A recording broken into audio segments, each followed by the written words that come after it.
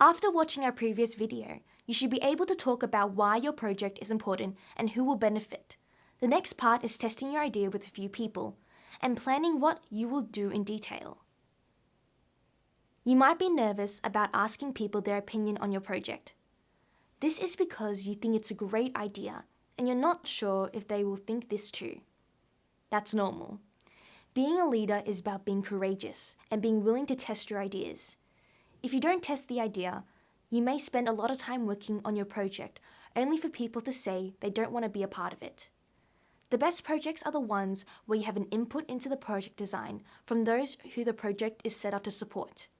This way, you have some ambassadors to help you sell the ideas to others. This assists the project to be more successful once you are ready to press go. A planned project has a start and finish time. It also has a goal or goals and a detailed list of actions. You may have heard of SMART goals. This is an acronym where the letters SMART stand for goals to help you guide to achieve your project and the actions that it's made up of.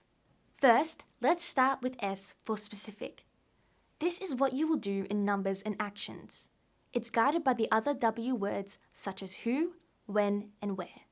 For example, 20 people will participate. Advertise the project to Year 10 students. Set the date for the workshop, book an accessible workshop venue, and select 2 guest speakers. An important part of being specific is defining your target audience. Once you are clear on your audience for the project, other decisions become easier. In the Hardiness and Hoppers project, you are only targeting Year 10 students, so knowing how to reach the audience becomes clearer. It might be the Year 10s have a social media group that will help you connect with them about the project. Most people need to hear about something many times before they start to think how it relates to them, and whether they will be a part of it.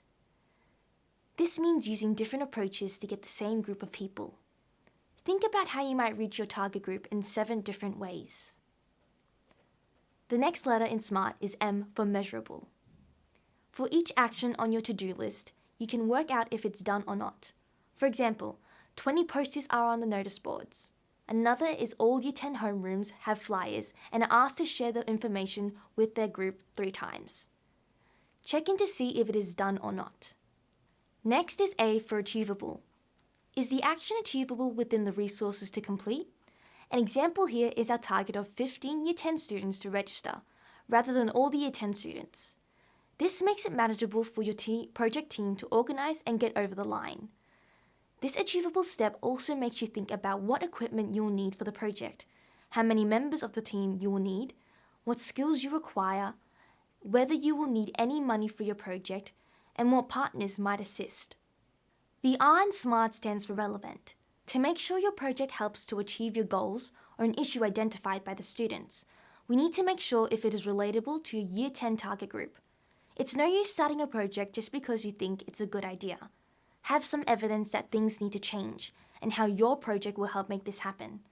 The Hardiness and Hoppers idea came about because the results from the Wyndham Youth Study showed young people feeling lonely, disconnected, and lack of empowerment. There might be other evidence that this project is important. For example, observations of what's happening in the corridors and in the schoolyard. If there is an increased bullying, or your friends are saying they don't know many people at school, this is also evidence that there is something needs to change for the better. Finally, the T in SMART stands for time-bound. This relates to the target date by which things need to be done.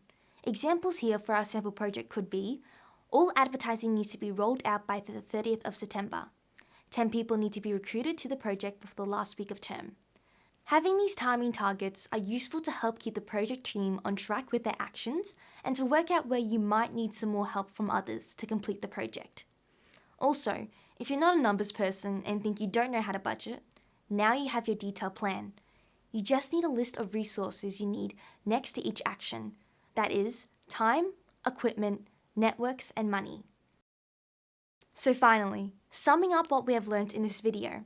When preparing for your project, it's good to have input into the project from those who will benefit, a start and finish time for your project, and SMART goals put in place with an achievable list of actions. Next up, if you're not a details person and sometimes find this hard, then make sure to tune in to the next video about how to keep your project team on track and on time.